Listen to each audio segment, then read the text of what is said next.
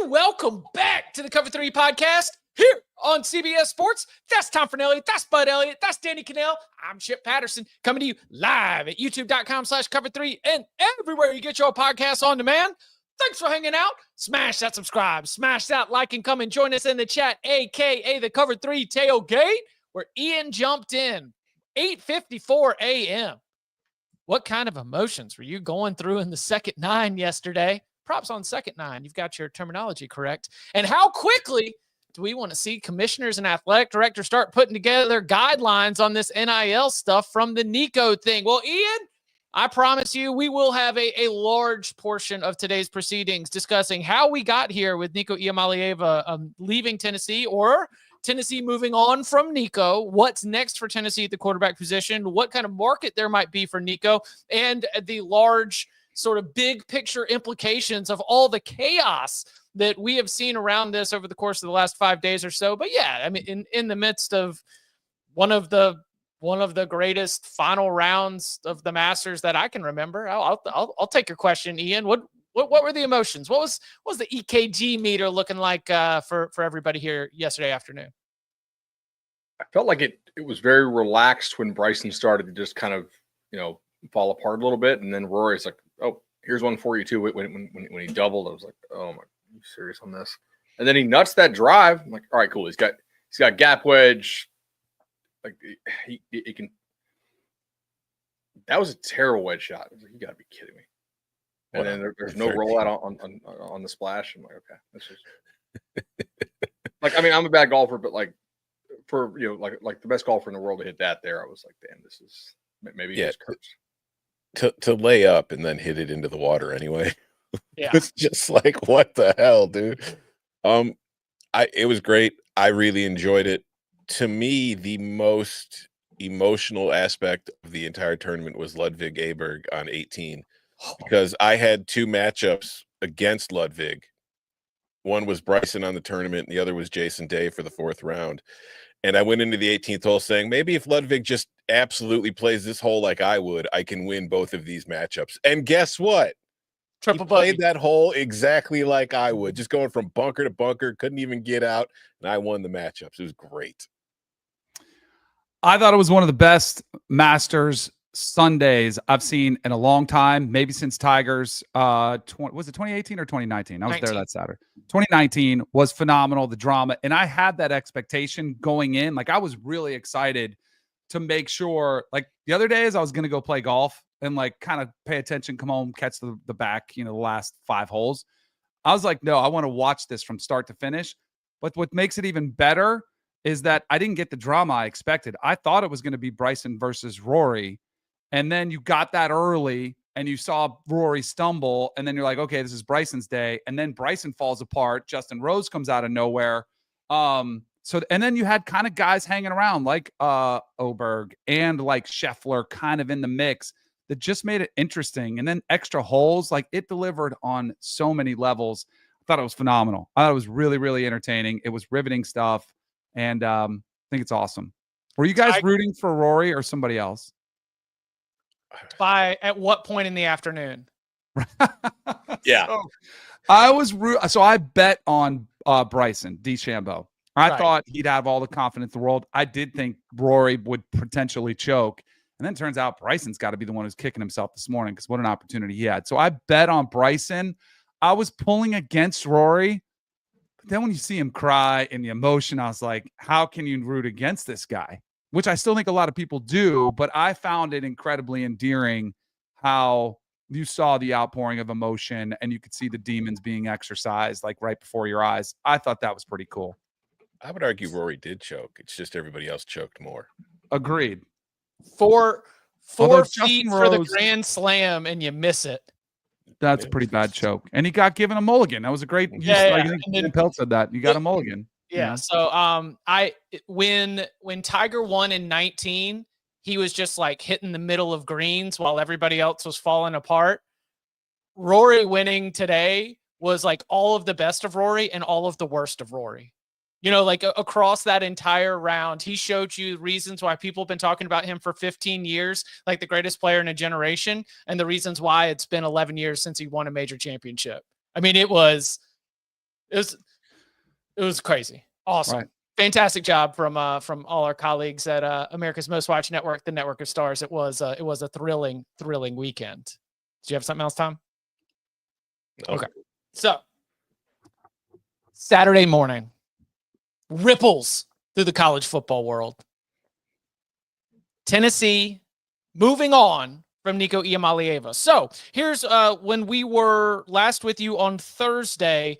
There had been a little bit of a buzz behind the scenes that, there's some efforts by Nico's camp to look into a new restructured, updated NIL contract, stuff that had been going on for really since December. And look, to lay some context, Nico is not alone in this. There are players and there are teams and schools and collectives all across the country that since the end of the season and maybe even before the end of the season, they had been discussing ways to update the deal. And some of these have gone through with some conflict. Some of these have gone through with much less fanfare. But then on Friday, Nico misses a team event. Nico misses spring practice.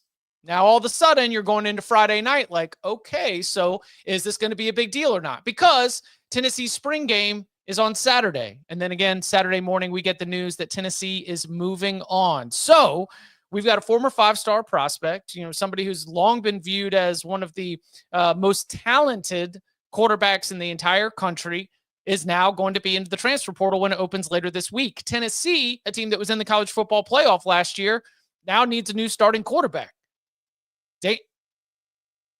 Danny, where do you want to start with this? Man, this is absolutely wild. You guys know this because I was texting with you guys when the news was kind of coming out Thursday night, Friday morning. I didn't believe it because I didn't think somebody would be dumb enough to call out the reporter that broke the story and would call that guy a B word and shoot it down when it was all actually true. Right. So that's where I was like, and I actually made fun of the site that reported it. And I was like, oh, they're going to look awful. And then I got a text from one of their guys from Staples, from Andy. He's like, you might be wrong on this one. And I was like, and we got a little bit of debate about our site versus theirs, but that was aside the point. And so I was like, all right, and he was like, can you take it down? I was like, sure. I like Andy a lot. I think he's really good. So I took it down and thankfully did, because I would have looked like an idiot. I was the one that looked dumb, but then I was texting Andy after. I'm like, it's so unbelievable that I was like, there's no way this can be real. But then we've seen so many dramatic changes in college football in 2025 that of course this should be real. This is what players are doing now. I would push back on something you said, Chip. I don't think this is the same as everybody else who transfers. I think this is I'm saying different. A renegotiated deal. Yes, that agreed. Teams all and of that collectives and takes players have been like, this has been something that's been even going up like this week. There have been players that have been like getting re-upped deals that don't have this much attention. Yes, but I hate the way this was handled by Nico and his team, whether it's his dad, his agent, his people. I think it was a massive misplay on his half, and I'll be very curious to see how it ends up in the end. I think he's incredibly gifted. I think he could end up as a potential first-round pick in the NFL draft, and if he reaches all his potential, he could be a top 5 pick. But I worry about the damage this could do potentially to his career arc going forward. Totally. So why don't we see this in other sports? You mean ones with contracts? Right. Because ultimately, the schools still don't want the ownership of actually making these guys employees. So I don't have any sympathy for Tennessee on this or any of these schools, because you're outsourcing your payroll to a third party because you don't want the headache of being employers. Even with the house thing, it's still going to be kind of complicated. So sorry, you guys don't want to be employers. You got to deal with all this, kind of extraneous stuff. Now, it sucks. I think the way that Nico's camp handled it, I think him calling that reporter a bitch is kind of emblematic of probably how his representation handled the whole situation. So, I'm not surprised that they jacked this up. And I'm a little bit sympathetic to Nico if he's making 2.4 and he sees Carson Beck or whoever making 4.5 or whatever it is. Carson Beck sucked last year. If I'm Nico, I'm like, damn, he shouldn't make almost double what I make, even though I wasn't great necessarily. And in that system that Tennessee runs, like a lot of guys can put up numbers. I think Tennessee will largely be fine. I think. But part of this, like the root cause of this headache, is that you don't have guys on real contracts because you're outsourcing the employment status to look. Tennessee's collective's awesome. Like Spire crushes. They're probably one of the model collectives out there. But everybody has to deal with this because they're not on real deals. They're on these NIL deals, not actual employment contracts. And the reason for that is the schools want to keep more money for themselves. So like, I'm not super sympathetic to Tennessee on that point. Now, I think the timing of it really sucks. I think Tennessee will be fine. They'll get somebody. Like to the graphic we just had there, games with 9 or more yards per attempt. Tennessee, Chattanooga, NC State, Kent State, Oklahoma. That's like the one decent defense he actually put up good numbers against. Mississippi State, Vanderbilt, whose defense sucked. Their offense was pretty damn good last year. And UTEP. 7 or under, and some of these are way under, like in the 3s or 4s, which is basically unplayable, like below replacement level. Arkansas, UF, Bama, Kentucky, Georgia, Ohio State. So what are they really losing here? I think Tennessee is losing the opportunity to maybe have a superstar if he was going to take a leap, like because he was 19-5, touchdown, interception. That's not great, but it's certainly not terrible. Like the guy, his ability is like physical ability is way better than like a Hendon Hooker who they've had. Now maybe he never hits that ceiling. I certainly see that, but like they are losing the opportunity to maybe have this guy crush for them in that system and put up like a 40-4 type year or something like that. I just, this is in the control of the schools, but it's also in control of his reputation, to be honest. I mean, the whole situation blows. This kind of situation is what I haven't liked about all the changes in college football over the last few years. But I think Bud really hit the key point already, is that like I saw over the weekend when Tennessee, like when the reports broke, was it Saturday morning? You said that when like Thamel first tweeted that the Tennessee's moving on. Saw a whole lot of good for Josh Heupel and good for Tennessee. I will go with the good for Josh Heupel because as a coach, that's not an easy decision to make in spring before the season starts to get rid of your starting quarterback. But like you were saying, Bud, kiss my ass with the good for Tennessee. Tennessee's to blame for this. Every single one of these schools is to blame for this. The entire system has spent the last 25 to 30 years focused solely on finding ways to make more money for themselves. The conferences have hired more commissioners with the sole goal of figuring out ways to bring in new schools and get better television contracts to make more money for themselves. They have not instructed the NCAA, which they are, the entire body makes up the NCAA, to do anything about the train barreling down on them on the tracks, which was going to be the fact that, shit, if we're making all this money, we're going to have to start giving these players some of this money. Instead of, while knowing that was always going to be the case, they then spent the last 20 years figuring out ways to make more money, to put more money around themselves on the train tracks, thinking that would stop the train. Instead, they could have tried to figure out ways to make this work. We could be in a situation now where Nico would have been under contract, but instead of trying to hire people to do it to themselves, they had to make Congress do it for them and force their hand, and now they're begging the government to figure it out for them. This is a situation that's been 25 years in the making. I don't know if this is an inflection point. I don't know if this will actually get anything done. But just don't come to me saying good for Tennessee or good for any of these schools for standing up for themselves. No, man, you guys have had 30 years to do that. You chose not to. Oh, see, I disagree. I say good for Tennessee because I think what schools are going to have to do as you're starting to pay the players, and the NFL has always tried to do this in evaluating talent, evaluating players. You can evaluate arm strength. You can get a 40 time. You can look at film, but what you can't evaluate is a player's desire. Does he view himself as bigger than the team? Is he a selfish player? Does he want to do what's best for him? Or at times, will he make a sacrifice for the program? I think what Heupel saw was a player who thought, and he said this after, which I commend Josh Heupel for the way he handled it, because he didn't say anything bad about Nico. He thanked him for his time and said, go on. But I do think what he was alluding to was saying no one's bigger than the T is the sort of mentality you've got to weed out, because I think that's what Nico was like. I should be paid more. I should be getting this, when that's debatable. But I think it is good for him, because what if they would have been playing? What if they would have made the playoffs again? And the same exact thing happens. You got a player who's going to go back to the same tactics that he used. I think they avoided a potential like disaster unfolding if he had actually lived up to expectations, because then he might have asked for $8 million right before the playoffs started. I agree with you. That's good for Josh Heupel to make that decision. I said that. What I said is, don't tell me it was a good decision by the school. You're going to say the players are selfish for doing this by holding out like in a playoff game. The schools have been selfish for 30 freaking years, Danny. All they've been doing is hoarding the money, doing everything in their power to make sure they didn't have to share it with anybody. Now you're going to call the players selfish? Well, I think we can all be selfish. Asshole. That's what I'm worried about for the sport in general, is money is ruining it. Just like the NBA has been ruined by the power of the almighty dollar. I think the influence of money from both sides, from everybody, has really tarnished the game. That is all I hear from fans, is how disappointed they are. And some are antiquated old takes. Like, I was talking with a guy yesterday. He said players shouldn't be allowed to make more than $100,000. And I was like, why? And he really didn't have a good answer. He's like, because they're in college, And I'm like, we've got to start. Like, I'm not saying that. I'm saying just because the system is flawed, we shouldn't have to defend the player's actions. I think what he did was incredibly foolish and short-sighted. And I think it's okay to criticize both, because I think you're right, Tom. You are absolutely speaking facts. But I don't think that exempts Nico from criticism, which I see a lot of people trying to defend Nico. Yeah, he should go get his bag. He could have done it in December when he entered the transfer portal. He tried to do it in December. Right. And then it didn't work, which brings me to the point I did want to make. Would this all have been avoided if the coaches had got what they want and we fixed the spring portal?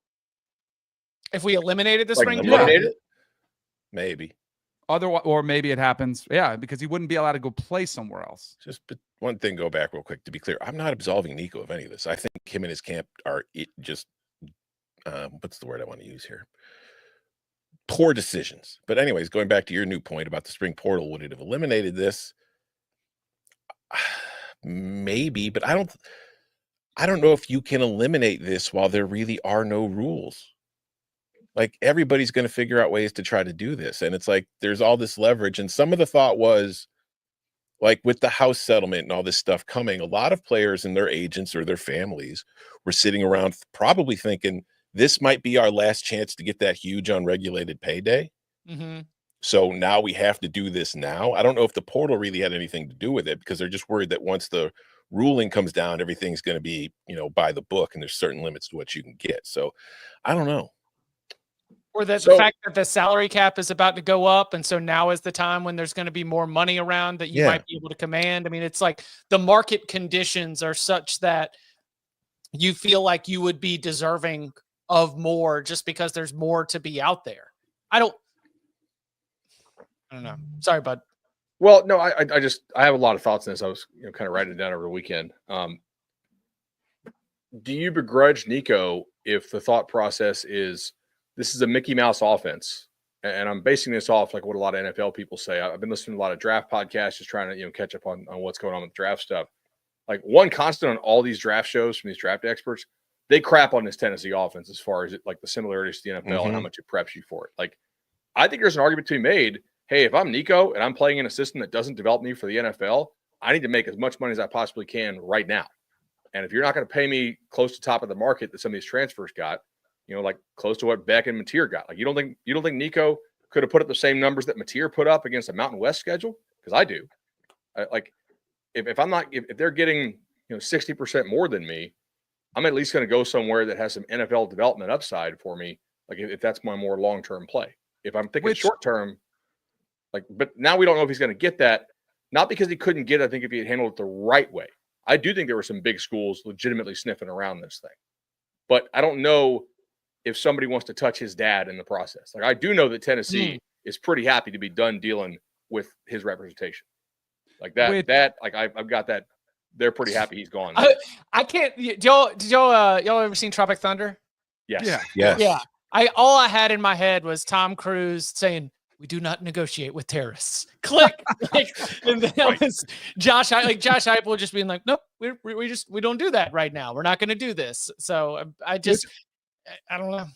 I actually would have had way less criticism, which I would push back against, that you need the NFL development. But if they would have used that as a reason, we're going to go try to play in more of an NFL style system to develop me for the next level, I would have had less criticism, because I don't think that has anything to do with it.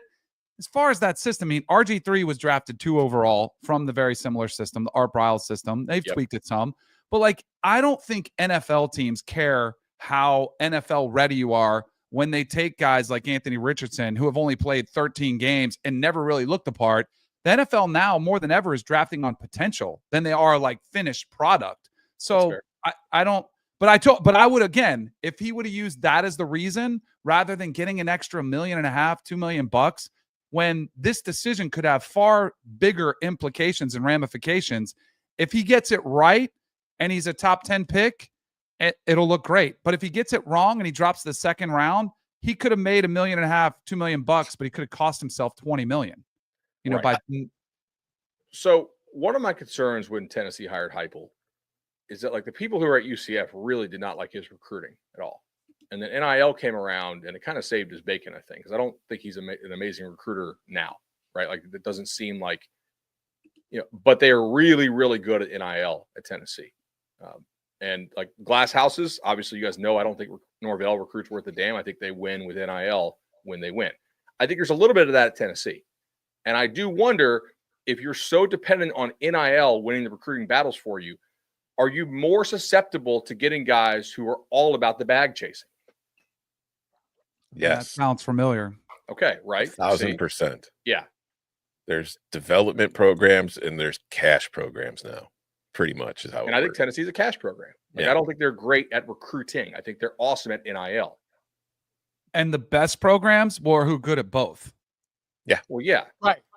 Like that's the perfect pairing is when you have both. When you have, I mean, we would put Oregon in that category probably, but we've not seen Lanning have to play any of the players he signed out of high school yet. So like, there's coming up this year, we're actually going to find out, can these guys actually play? Have they been developed?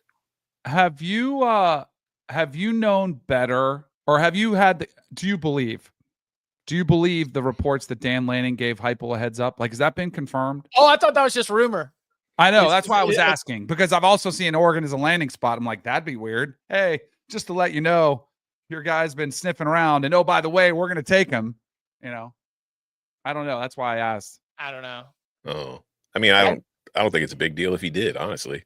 Oh, no. I mean, it's just, that's some classic college football stuff, it's like, and you heard how the story broke, right? Like it turns out coaches are friends and they talk to each other. And it's like, if your friend's quarterback's dad is calling you up and trying to see how much money you're willing to give for his son, you might tell your friend, especially if you're not interested.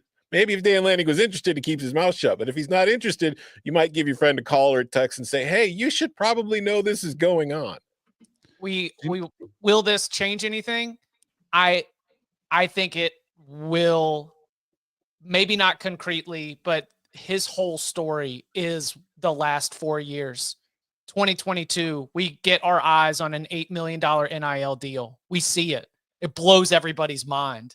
He's like the first poster child of this new era where everyone's just like amazed at all the money that these guys are making. Now, we've got this exit and things going south at Tennessee. The Tennessee Attorney General sued the NCAA when the NCAA started to look into said $8 million deal. Like everything about this guy has just been like so in the moment for how crazy things are in college football. So I can't say that there will be a concrete rule change from the way that this has gone, but the story of Nico Iamaleava in college football will forever be a story that we use to tell how insane NIL and the transfer portal and just sort of like roster construction and recruitment. He embodies it all. Like he is the 30 for 30. The 30 for 30 is about Nico. And then that tells the story of a lot of chaos that's been going on in college football. Tom? Do you think the signed poster I got last year is worth anything now? Yes. Listen, because I was going to ceremoniously throw this out. You're out. Listen, man. Like Nico. I'm not on Tennessee. I'm not out on Nico. Listen, Nico's going to crush the Sun Belt next year. It's going to be awesome. Oh, come on. I can't wait till he's playing for North Carolina next season, Chip. Oh, me too. Speaking of, coming up on the other side, what's next for Tennessee at the quarterback position? What's next for Nico as he prepares to hit the portal and weigh his options? All that and more next. The clock never stops. Relive the greatest moments with uninterrupted highlights and more. It's Gareth Bale! Ronaldo! Wonderful goal! On the UEFA Champions League channel. Streaming free.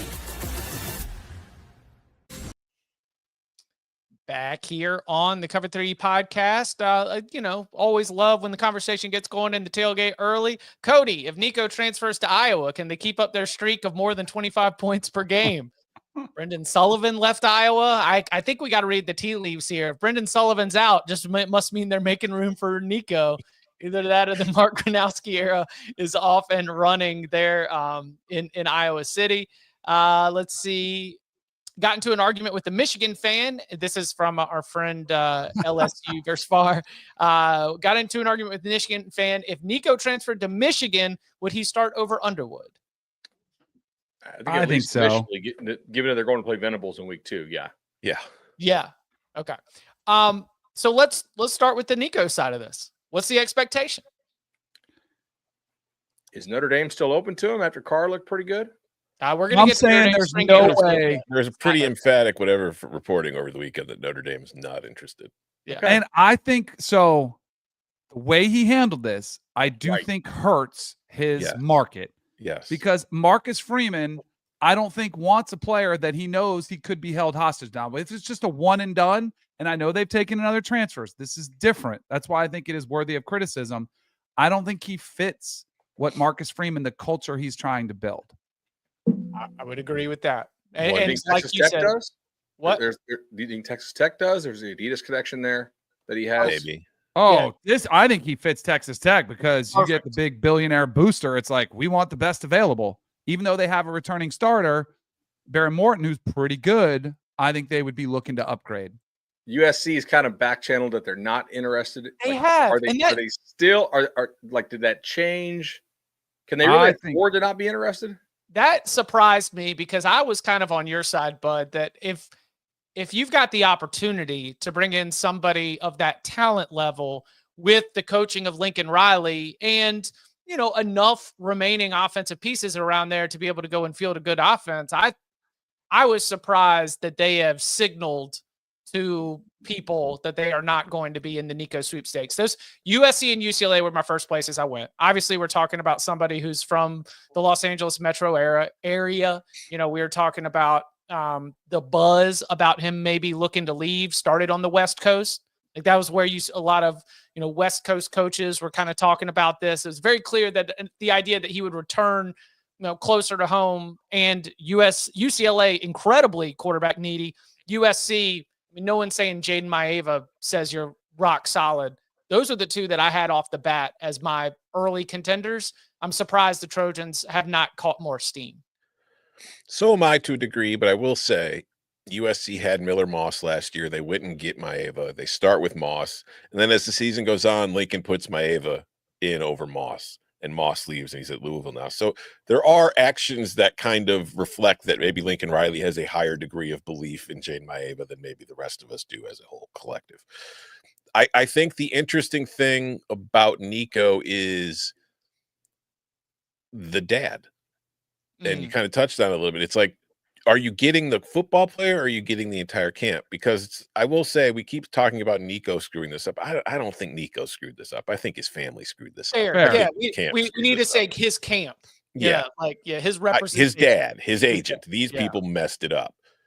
So I think that whatever school takes him, there's going to be, they're going to want to kind of an idea of how involved the dad's going to be. If this is humbling for their camp and they understand that they extremely overplayed their hand and they actually start to worry about the kid and put the kid first here, then I think there will be a good spot for Nico somewhere because he is a very talented quarterback. He is not a fully developed quarterback, but you look at his size, you look at his skill set, and it becomes a thing where if he develops, he has a chance to be a Heisman level quarterback in the college game.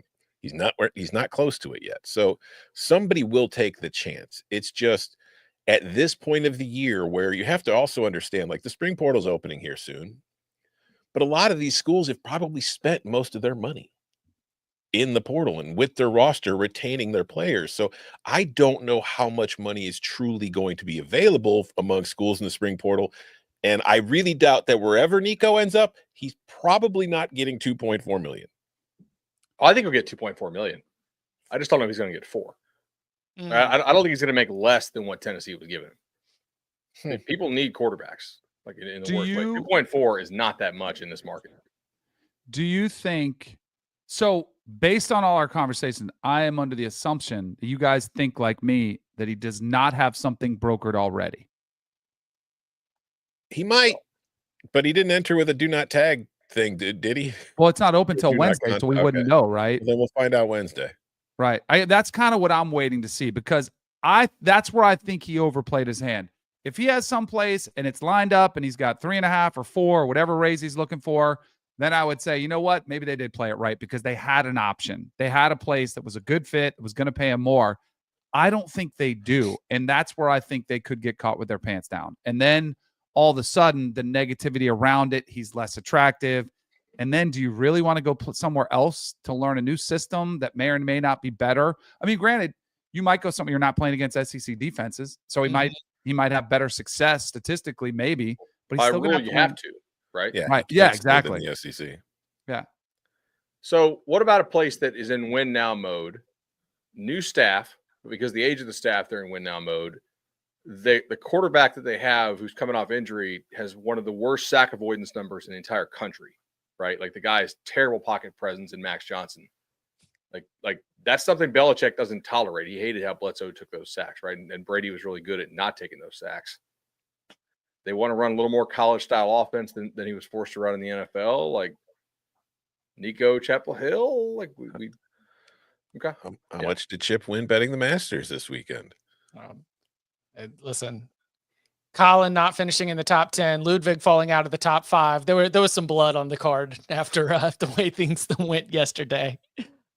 The North Carolina thing is I'm not going to speak on I think that North Carolina has been interested in being splashy and making a splash and having attention and capitalizing on that. That goes back to the hire of Bill Belichick. That goes back to just as a university deciding that you are going to agree to the demands of Bill Belichick that he made over a Zoom call and wowed everybody in that room. Like when they said, okay, and they agreed to hire everybody he wants to hire and pay everybody everything that he's going to pay. And we're going to pump all this money in. I tell you what, I don't see on that roster right now. And they had their practice like a pro spring game, which do you know how much fun fans had looking out there at a team with 0 numbers? I mean, there's I get it. I get it if you're going to make them earn a stripe or make them earn their numbers or whatever in practice. But they had fans in Kenan Stadium out there watching. They had no idea who anybody was. Nor did any other teams trying to scout them. Dude, it wasn't even on TV. Yeah. So I'll tell you what, I couldn't tell who's what's what, but there is not a big splashy talent on that roster right now. If they wanted to collect the money, meet the demands, just like they collected the money and met the demands of Bill Belichick, it would not surprise me. We all know the one thing that's kept North Carolina from being good lately is having a top quarterback. I know, right? I think if Belichick signed off on bringing in Nico, I think it would be him literally making a deal with the devil, like selling everything he had always been about, the Patriot way, and never really paying players when they try to negotiate for top dollar while they were Patriots. Great. I mean, his thing has never been, I'm going to go out and just pay the most for the best player available, right? But maybe we have a renewed Bill Belichick who's brought the NFL into North Carolina with his girlfriend who's walking around there on the sidelines and meeting with him right before the game kicks off. Maybe he's got a whole new approach. I would love it. He knows how the world really works. I think it'd be great, to pair, because I do worry about the roster that he's got, but I don't see it happening. The other one, UCLA, do they have the money? Because the one thing I heard about Chip Kelly was the reason he left to be an offensive coordinator was he wasn't thrilled with the support he got in the NIL market, and they kind of went cheap on a head coach. I don't know if they've got the money. Well, they didn't go cheap on their head coach before, though. Chip was fighting with UCLA from the beginning. Remember the $1 million meal table? He was mad about the facilities. He was mad about the investment in the staffing and the nutrition and everything like that.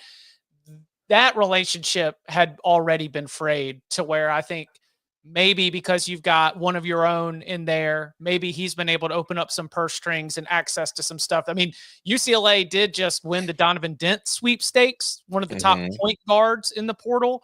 And so I do think that at least around UCLA athletics, somebody is cutting big NIL checks right now. If you can get enough of that diverted to football, then throw it in with the hometown or the locale as a reason why to think it might happen. And I don't know UCLA's financial situation overall, but I will say sometimes perspective can skew things. And let's keep in mind, Chip Kelly's only college perspective came from Oregon. And I doubt UCLA's situation looked like Oregon. Whereas at Oregon, it was just like, here's 7 billion pairs of Nikes. Go sell them and do what you have to do with the proceeds. So, like, it might just be skewed a bit there. I don't know if UCLA has the money to get Nico. What I'm wondering is, like, the top programs don't seem interested.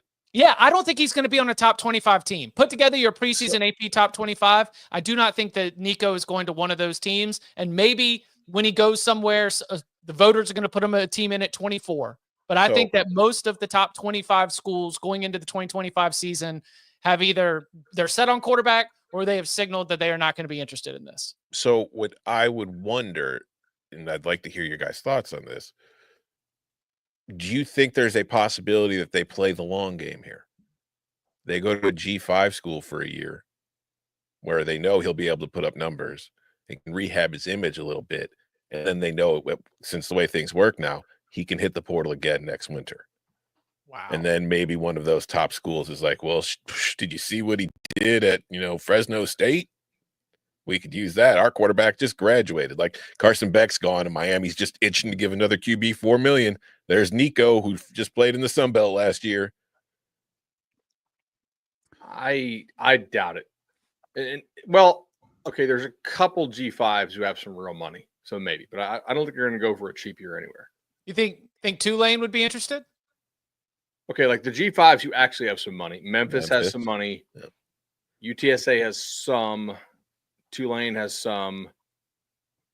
You think his dad's letting him go G5? No, that's what I'm saying. I don't. We're just kind of entertaining a hypothetical. Right. But I guess it's possible. Yeah. Boise obviously has some. I mean, that would be go to Boise. I think we can get rid of any cold weather schools, like from Sacramento State, California. They've got the new fund. They already signed a 4-star quarterback. They bought who's the basketball? Mike Bibby is coaching basketball. Let's go, Sac State. You might go wherever Tennessee plucks their starting quarterback from.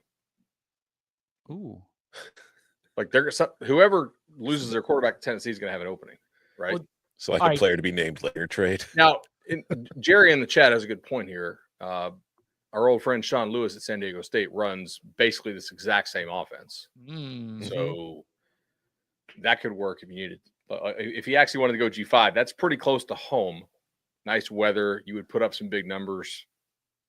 Do you think that there was some conversation? And we're more than halfway into this. We've been digging deep, so I feel comfortable getting a little reckless.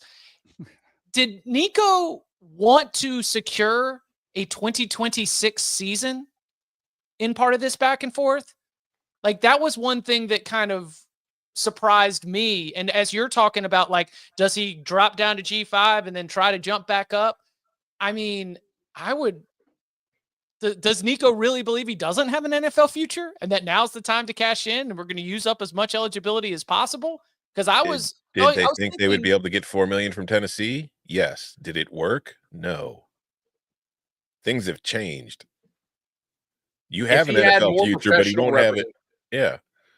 I do wonder, like, if he had more professional representation and went about this a little bit differently, do you think Tennessee just pays him the $4?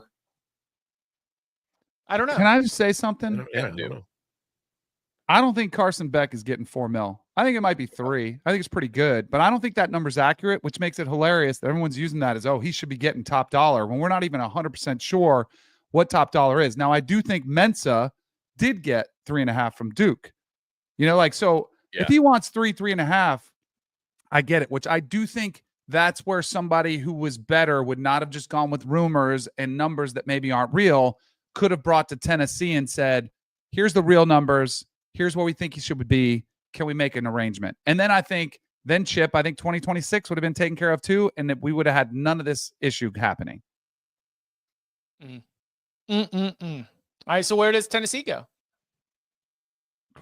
No They idea. go to Tampa. Byron Brown? That was my There immediate is- thought.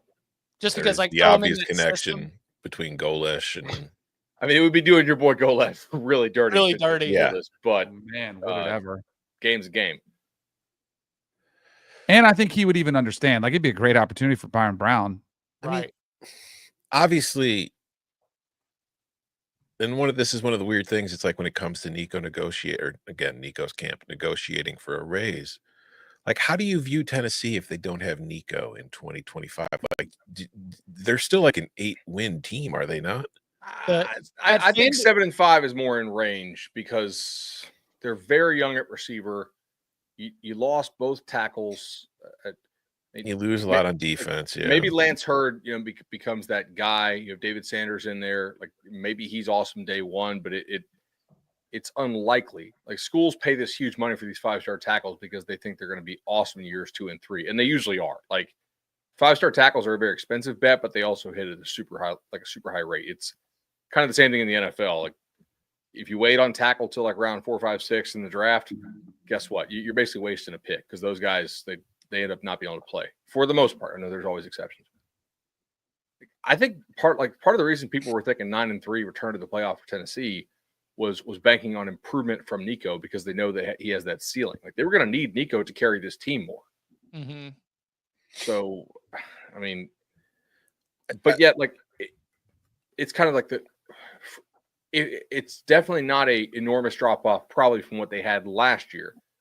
It probably is a pretty big drop off from whatever they were hoping they could get out of him for this year.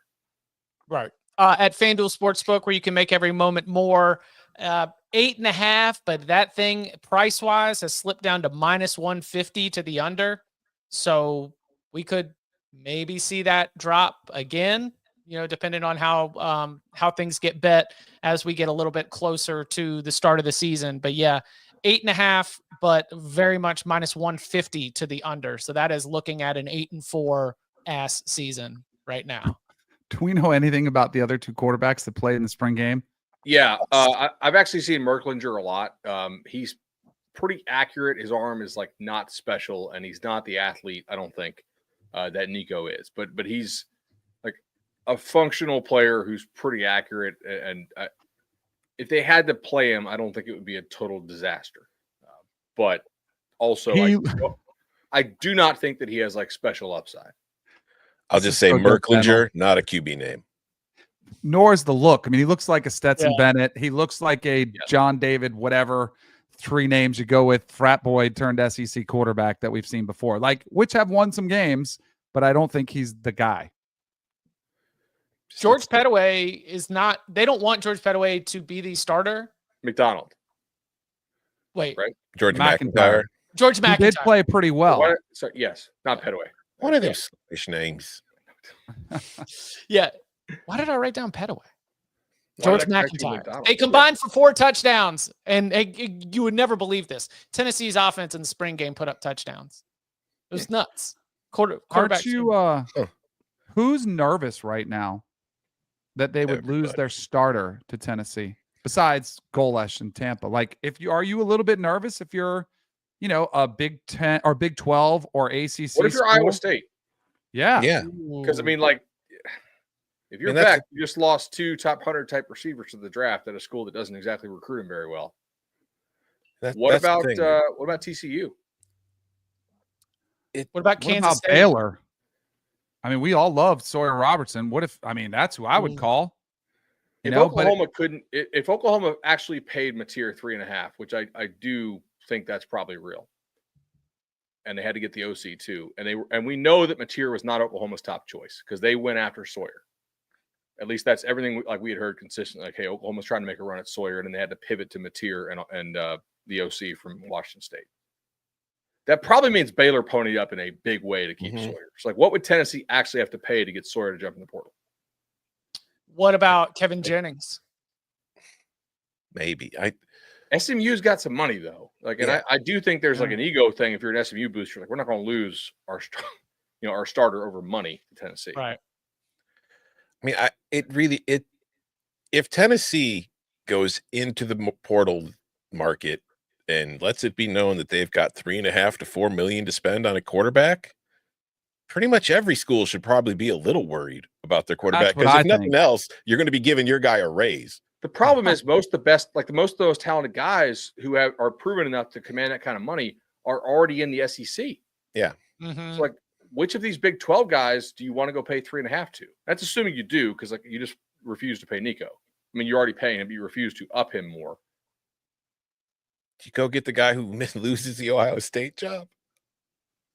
That's the other thing I'd be worried about. You go get Austin Novosad if Dante Moore's named starter. I mean, it's like I think they're in play because you're going to have players that aren't going to be happy that'll enter the portal and they're probably pretty talented. They just lost out to somebody who was really talented. What about Daniels at Kansas? I don't think Daniels is a great fit for that offense though. Like, because they want vertical throwing. I mean, it's got to be super schemed up for him, and Tennessee does that pretty well.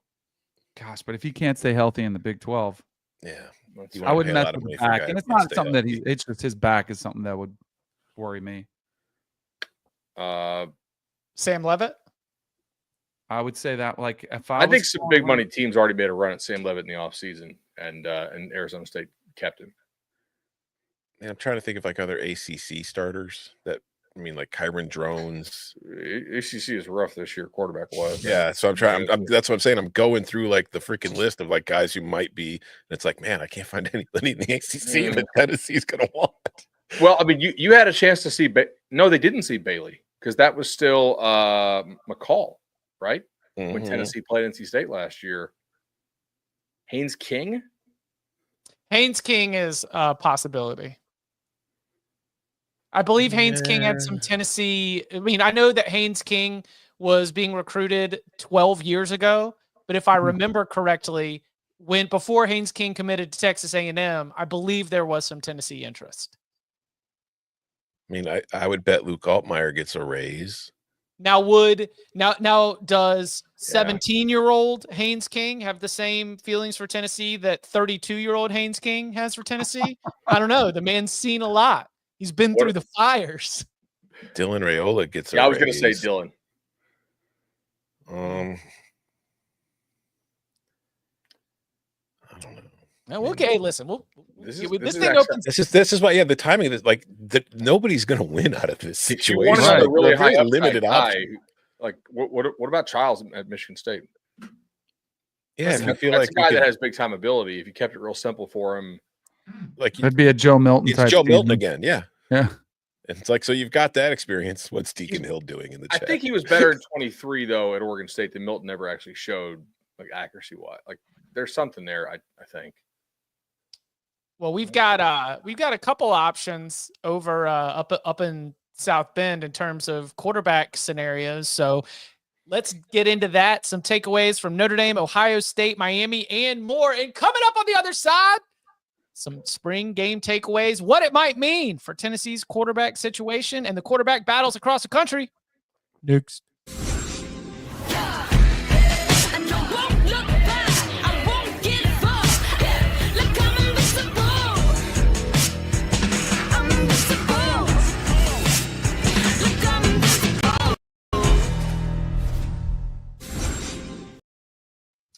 Back here on the Cover 3 podcast, a quick thank you to everybody who was able to provide great coverage of the spring games across the country that were not on television because of paranoia. But there were a couple that did get broadcast, including Notre Dame's that was on Peacock, which meant the whole daggum country got to see CJ Carr looking every bit the part of his high profile projection. It was a starting quarterback battle that we've all had our attention on. Steve Angeli showed us a little bit as a backup to Riley Leonard last year, including stepping up in a big way.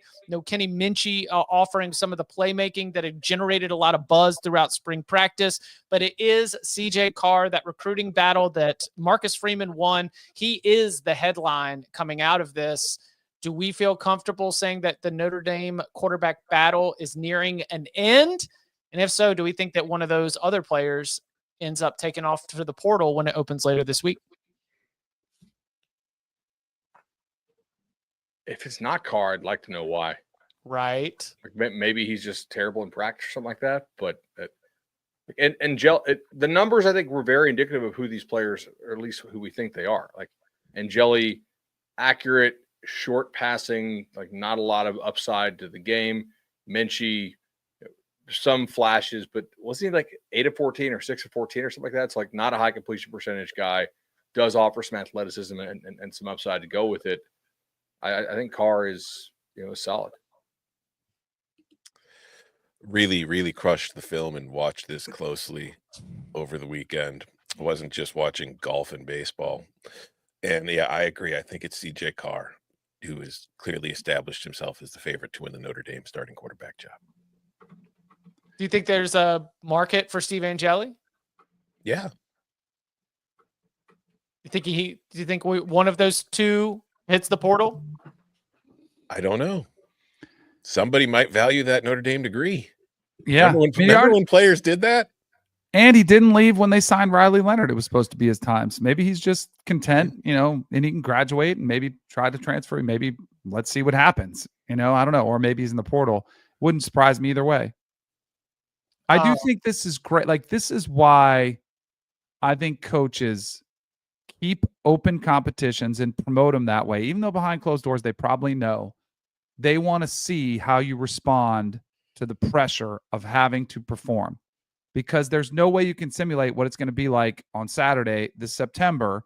The closest thing you can do to the pressure you're going to have to undergo in those games is by making you earn your job. And you have to deal with all the people. Like we heard, Kenny Minchie's shining, Steve Angeli, look how well he played in the playoff game. And so how do you respond to that sort of pressure that you've got to go out and perform when it's live? And so I think that's why, that's obviously why coaches don't christen players, and say, yep, CJ Carr's our guy. They might have known it all along, but they want to see how you respond to the pressure of the situation. It's one of the only ways they can simulate it. Mm-hmm. We also had some, it does appear, both in terms of performance and sometimes we get a little bit just sort of, the order that these players are going out, who these players are going with. Julian Sayan's going to be the Ohio State quarterback. We don't need to mess around with this anymore. My Ohio State notes, though, include two other things. Number one, CJ Donaldson was a hell of a player for West Virginia. And we were talking about how you go in. We had a great visit. Beanie Wells joined us on the CBS Sports Network show on Friday. Be sure to go check that out if you haven't already. And he was pointing out, I was like, guys, of course, the running back would. He was like, we just lost Travion Henderson and Quinshon Judkins. Who is going to be stepping up to be able to deliver that run game? CJ Donaldson getting back to full health. That is going to be a really, really fun part of Ohio State's offense to go with the loaded wide receiver room. And of course, Julian Sayin stepping into the starting quarterback role. And this might be like slight overreaction. You need to be careful walking out of spring games, but the defensive line has lost a lot off last year's national championship team. What did Ryan Day say after the game? And it's something I'm just circling it. Okay. Just circling that defensive line. Could be an area of concern right now, at least in terms of judging the Buckeyes as a preseason number one team, as a national title contender, Big Ten title contender, maybe not quite up to the par that we're used to with that program. Shout out to Bucknuts on the Morning Five. That's our huge Ohio State podcast. Their literal headline today was, will Ohio State land an impact D-tackle in the portal? Mm-hmm. And I haven't actually had a chance to listen to it yet because I've been going through a lot of stuff. But I'm sure Dave and Dan, if they titled it that, they're pretty concerned about what we saw in the spring game there. And isn't there a quote from Day saying that they'll be active looking for defensive line help in the portal? I swear I saw a tweet that over the weekend that said that. Might have been a fake tweet. I don't know. Yeah, guys, just going for fair market value, and these guys ain't shit. So we're going for. But it was funny to me that like there was a whole lot I saw because I follow enough Ohio State people that's like I didn't watch the game, but just following the tweets. And it's like talking about how good the offensive line looks, and then there's all these tweets about how bad the defensive line looks. I'm like, come on, guys, let's do some math here because your offensive line lost a couple of big guys too. At Alabama, this is one that was not on television. Ty Simpson runs out with the ones. Austin Mack comes out second. Keelan Russell third. Are we just assuming that that's the order that they're going right now? Do we have any takeaway from the coach's decisions to? And again, look, it was not the spring game I mean, there were a lot of like photos of showing the attendance difference last year to this year. It was not a scrimmage. It was very much just an organized open practice type setup. But in terms of the order in which the quarterbacks were trotted out there, Ty Simpson did end up going first. Is the assumption that he is currently running first in that competition? I think so. Yeah. Yeah. I think the bigger question is how quickly do they get the freshman ready? Keelan Russell. Yeah. Or do you think Simpson is like that dude? I do not, if you're asking me. Okay. I mean, they start their schedule. They start with like a Patsy in Florida State. Hey, Then they get ULM, but then they get Wisconsin and Georgia. So it's like they better have an answer by that Wisconsin game. Another team that is going to get going right away, had its spring game over the weekend, is the Miami Hurricanes. And Carson Beck going to be cleared to start throwing soon. A lot of the takeaways from people who are close to Miami said, well, Carson Beck needs to be awesome because what they've got, they had Emory Williams out there. The quarterback depth right now is not fantastic. The lines of scrimmage sound great. Malachi Toney, true freshman, really flashed. People believe he could have an instant impact. But my note here on the pad is that from those who got to see Miami needs to be a big spender in the portal, wide receiver, maybe running back, maybe linebacker. This is a incomplete piece, at least in terms of Miami being an ACC title contender. I don't know if y'all caught any buzz or any thoughts on that. Yeah, I mean, Miami's defense had better take a step up this year because I don't think the offense is going to be as good as it was last year. You lost the number one player in the draft in Cam Ward. You lost a lot of like really good college players who do have some NFL upside at receiver and also Arroyo at tight end. I think you also lost a lot of leadership. Nobody's mistaking Carson Beck as being the kind of leader that Cam Ward ended up being. Although I don't know that we knew Cam Ward was going to be that level of leadership this time last year. I think he did a lot of quality work over the summer with his guys. And there's nothing that says Carson Beck can't step up and be a great leader. I guess in theory, he certainly could. But I don't think Georgia is missing Carson Beck's leadership or locker room presence at all, right? So that would be a bit of a turnaround, I think, from what we perceived last year in Athens to Miami. But I mean, the targets he's throwing to are, I think, a significant step down from last year in terms of like Coral Gables versus Coral Gables. I got one more school that I wanted to point out. So on Thursday, Jackson Arnold came up with a little hammy, a little soft-ish, just decided he wasn't going to play. And that boy Deuce Knight came out and played really well. Now, is it advantageous to be Auburn's quarterback in the year 2025 with a loaded wide receiver room? Absolutely. But does Jackson Arnold have a full hold on this job? Or do you think that there's a chance Deuce Knight could end up being Auburn's starting quarterback? I mean, name-wise, Deuce Knight's a real threat. Oh, yeah. We've got to consider the Tom Fornelli quarterback name chart. Like, that's a great quarterback name. But I don't know. I mean, how much here's another fun aspect of life is college football. How much is Jackson Arnold being paid and how much of an impact will that have on the depth charts? Bingo. Yeah, if it's him or Deuce Knight, I guarantee Deuce Knight didn't come cheap. True. Trying to find what Deuce Knight's final stats were from last year, but I've seen a lot of Deuce Knight, and he was 25-5, like 5-to-1 high school touchdown interception ratio is not great to be honest. He's 58% completions last year as a senior. He has some like really, really up games in 7-on when he's not pressured, but also some like really scary down games to the point where like I don't think that he is ready to play in the SEC as a freshman, like even in a heavily managed, heavily schemed up for him Hugh Freeze type system. Like I would be shocked if Auburn achieves their goals this year if Deuce Knight is starting the majority of their games. Yeah, the DJ Piehowski over at No Laying Up, he always has the might be something, might be nothing. And like that was I felt like I was going through spring game at all the reports and all the takeaways. You know, Deuce Knight gets to start because Jackson's hurt, plays really well, might be something, might be nothing, but that's a good reminder of what he was coming out of high school. It might be we don't want Jackson Arnold to get hurt because we know what else is behind him too. And Deuce might have played really well in the game. Yep.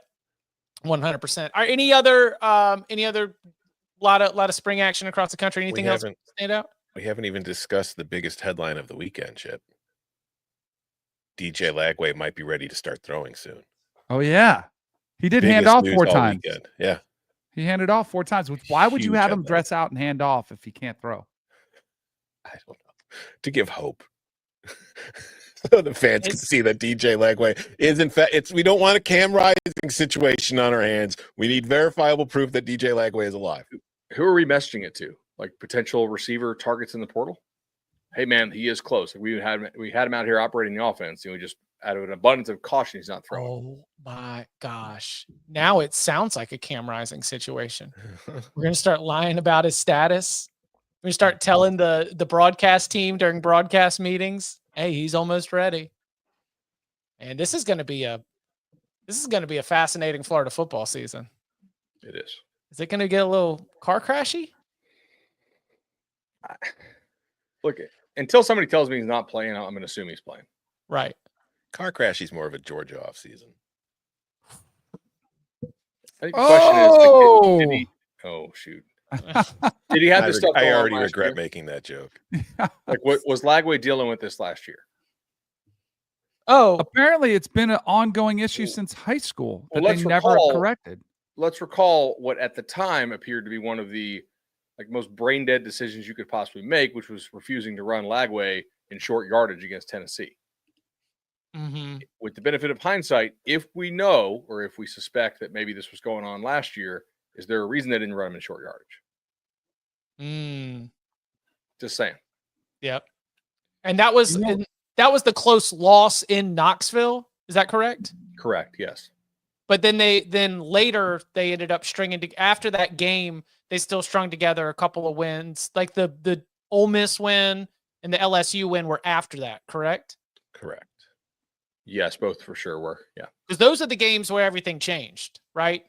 Like even though the school and Scott Strickland had come out with his social media statement of support, after those wins is when it really felt like we had moved on. Like, okay, Billy's got this thing. You know, we're going to run it back with Lagway. We're going to run it back with Billy, and now and now we'll get to see Lagway in there. Biggest headline of the weekend, Tom. Good call. Thank you. Is it just soaring up Chartbeat, gobbling up all the traffic? It's eaten. It's eaten, as they say. All right. We will be back on Wednesday with a full spring transfer portal primer, letting you know what the landscape is looking like, some team needs, and of course, more that we have heard in terms of the future of Nico Iamaleava, any other quarterbacks that might be jumping in. It will be a portal palooza day on Wednesday, 11 a.m. Eastern time. Come hang out, and you can follow him on Twitter at Tom Fornelli. You can follow him at Bud Elliott 3. You can follow him at Danny Kanell. Follow me at Chip _Patterson. Gentlemen, thank you very much. Thank you. See y'all. See ya.